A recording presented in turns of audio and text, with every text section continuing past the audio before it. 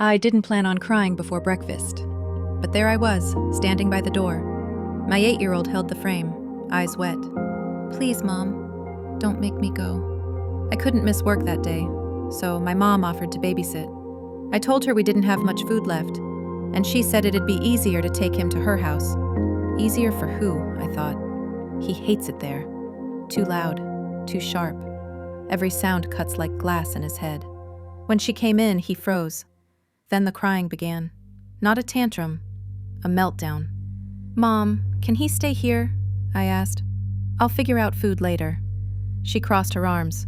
"No, I already canceled my plans." He clung tighter. She raised her voice. He cried harder. Then she snapped. "I wish I could trade lives with you. You do nothing, I do everything." I didn't yell back. I covered his ears and whispered, "Mom, he's 8. I stood there, heart pounding in my throat. The room still smelled like anger. Money's been tight since he died. The fridge hums louder than my stomach some nights. I'm just tired of choosing which bill to pay. People always say, keep the peace, smile, be grateful. But peace that hurts your child isn't peace. I'm 30, widowed, 2 kids, 12 and 8. My youngest has ADHD and autism. He's funny, he's bright, and he just lost his dad last year. Since then, I've been trying to keep everything together. He doesn't throw tantrums. He breaks down when the world gets too loud. You can't bribe that away. You just stay and wait.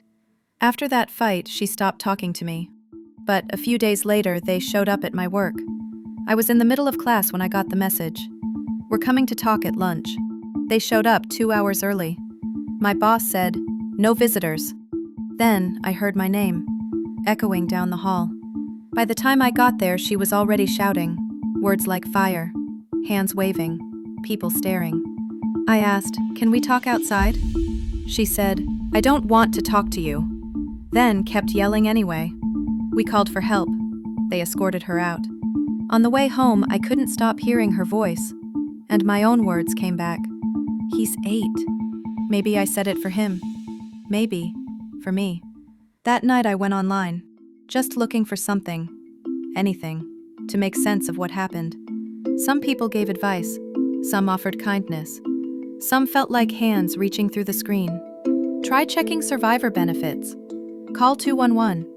There are food banks, programs, even caring churches. Remember, it's not tantrum, it's overload. Each line felt like a small light in a dark room.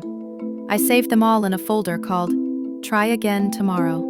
One message said, "You can't expect your kid to calm down if you can't calm down first."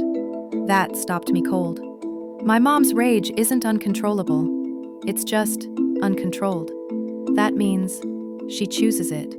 And if she can choose to burn, then I can choose peace. That night I made 3 rules. Rule 1. My home is sacred. If you come in, you come soft. No yelling, no touching without asking. Rule 2. Help that hurts isn't help. If it costs my child his safety, it's too expensive. Rule 3. I will learn the system. Benefits, support, community. I'll ask. I'll knock. I'll try again. The next day at work, people were quiet around me. One coworker finally came up and said, "I'm retiring soon. I can help watch your kids. I've been where you are. I lost my husband too." I couldn't speak. I just nodded. It felt like sunlight after weeks of gray. Sometimes kindness doesn't come from family. Sometimes it comes from a stranger who's just gentle enough to notice.